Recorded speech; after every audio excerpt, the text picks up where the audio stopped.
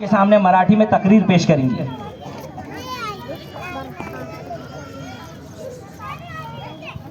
आदरणीय मुख्याध्यापक, शिक्षक वर्ग व माझ्या लाडकी मित्र मैत्रिणी, आज 26 जानेवारी हा दिवस प्रजासत्ताक दिन म्हणून साजरा करीत आहोत। या निमित्त प्रथम तुम्हा सर्वांना प्रजासत्ताक दिनाच्या खूप खूप शुभेच्छा।